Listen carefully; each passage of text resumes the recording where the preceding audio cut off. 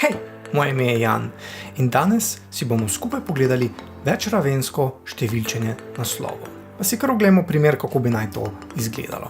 Torej, večkrat pri nekih daljših dokumentih želimo, da so nadnaslovi, torej tisti, ki so višji, označeni z zaporedno številko. Podnaslovi, ki pa spadajo pod ta glavni naslov, pa naj imajo pred sabo številko, ki je enaka temu naslovu, piko in pa še eno številko, ki nakazuje, v katerem zaporedju se nahajamo.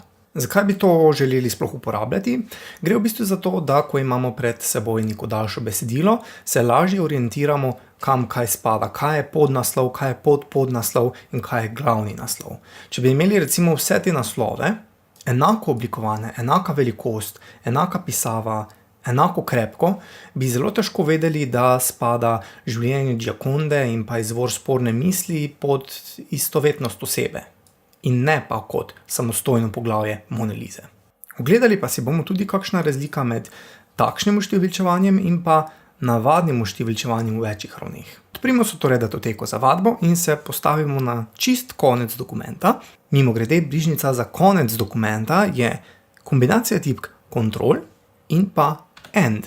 Tukaj sem v večjih vrsticah pripravil tako en seznam, več ravni in ogledali si bomo, kakšna je razlika med takšnim številčevanjem in pa številčevanjem naslovov. Označimo kar vse te vrstice od prve ravni pa do zadnje druge ravni in gremo na zavihek osnovno, skupina odstavek, kjer bomo kliknili na tole drugo ikonco od leve proti desni, oštevilčevanje.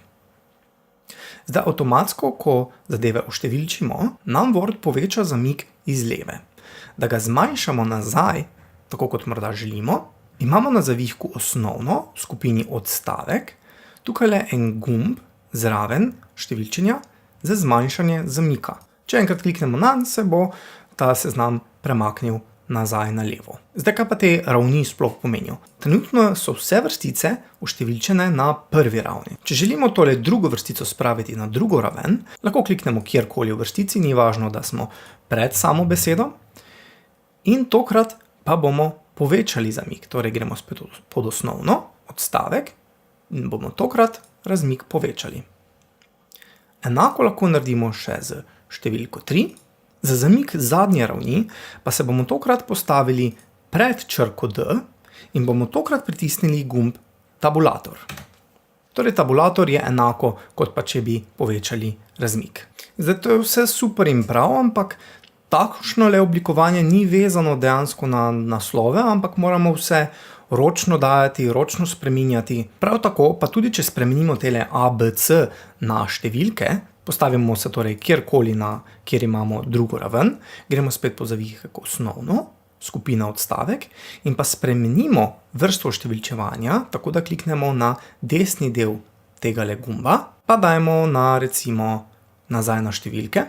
Vidimo, da je zapis te številke na drugi ravni v bistvu enak zapisu številke na prvi ravni. Torej ne vidimo 1.1 in ne vemo v bistvu, pod katero raven spada, če te ravni ne vidimo. Na srečo pa je oštevilčevanje naslovov veliko lažje. Prvi pogoj za oštevilčevanje naslovov je seveda, da morajo biti ti oblikovani kot slogi. Druga stvar, na katero pa moramo biti pozorni, je, da se dejansko postavimo na enega izmed naslovov. Torej vseeno katerega, samo da smo postavljeni v vrstico, kjer se naslov nahaja. Nato gremo spet na zavihek osnovno, skupina odstavek in tokrat ne bomo kliknili na tale gumb za oštevilčevanje, vendar bomo pogledali, kaj se skriva pri možnosti za gumb za večravenski seznam. Kliknimo na desni del gumba, tale s puščico, da se nam prikaže seznam možnosti. Tu imamo več različnih predpripravljenih slogov oštevilčevanj, nas pa bo zanimal predvsem tale, ki ima že predpripravljeno oštevilčevanje za različne naslove. Če nam kliknemo, vidimo, da se avtomatsko čisto vsi naslovi oblikujejo z oštevilčevanjem, tako kot smo v bistvu želeli. Zdaj, spreminjanje ravni seznama lahko enako spreminjamo, kot smo prej. Torej, postavimo se recimo na življenje Gioconde, gremo na zavihek osnovno, skupino odstavek in zmanjšamo razmik. Enako kot pri tehle spodaj, se tudi hierarhija tehle naslovov spreminja. Pa dajmo spet povečati zamik za tale naslov. Zdaj, alternativni pristop temu je, da spet kliknemo na večravenski seznam, gremo spodaj pod spremeni raven seznama in tukaj izberemo, na kateri ravni želimo, da se ta naslov nahaja. Pa dajmo spremeniti na recimo naslov 1. Zdaj, če želimo še bolj fino kontrolo nad tem, kako to oštevilčevanje poteka, recimo, da bi želeli namesto 1.1, 1.a, 1.b in podobno, se spet postavimo na enega izmed naslovov, gremo na zavihek osnovno, odstavek in spet pogledamo tukaj tale naš seznam. Zdaj, tukaj imamo veliko različnih predpripravljenih slogov za oštevilčevanje. Za takšno fino prilagajanje pa bomo morali določiti nov večravenski seznam. Zdaj, morda se vam odprlo takšno okno, mogoče se vam odprlo tudi kakšno večje.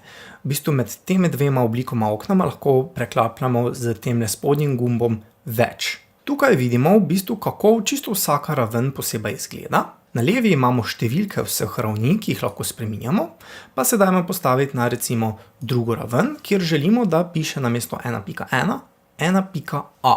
Tukaj spodaj pod predogledom vidimo, da so prikazane neke številke v sivih kvadratkih. To pomeni, da te številke ne bomo pisali mi, ampak jih bo določil Word sam. Med njima pa je pika pod temle kvadratkom za oblikovanje števil, pa imamo slog števil za to raven. Torej, če želimo namesto 1, 2, 3 imeti ABC, kliknemo na spustni seznam in izberemo ABC.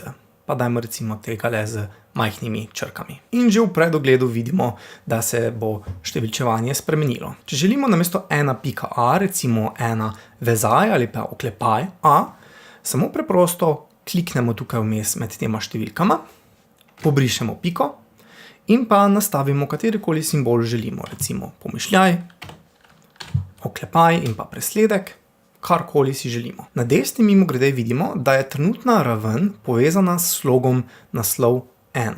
Torej, če bi želeli, da je ta raven povezana z recimo naslovom 3 ali pa kaj drugega, bi tukaj to izbrali. Ampak pustimo na naslov 2. Če želimo, da je tale druga raven, ki je sicer zdaj trenutno zelo grda, zamaknjena malo bolj navznoter, da se vidi, da je pod prvo ravnjo, gremo tukaj spodaj pri kvadratku poravnano pri, trenutno imamo nastavljeno na 0 cm. Če tole povečujemo na recimo 1 cm, vidimo, da bodo vsi naslovi na drugi ravni pomaknjeni malo bolj na desno. Ko smo zadovoljni z vsem tem oblikovanjem, lahko kliknemo v redu in vidimo, kako se bo oblika besedila spremenila. Seveda pa lahko kadarkoli v bistvu povrnemo oblikovanje na originalno. Tako da se postavimo nazaj na naslov Mona Lisa, spet v skupini odstavek kliknemo na večravenski seznam in pa kliknemo na tale prednastavljen slog z naslovi 1. Zagotovo vas pa za kakšne seminarske ali kaj drugega zanima, kako drugače oštevilčimo naslove po različnih straneh. Recimo, da je naslovnica brez številk strani, kazalo ima rimske številke, vse ostalo pa ima navadne številke. To si bomo pa pogledali v naslednjem videu. Tako da se ne pozabite naročiti na kanal, da videa ne zamudite. Spremljate pa lahko tudi mojo Facebook stran Office tečaji.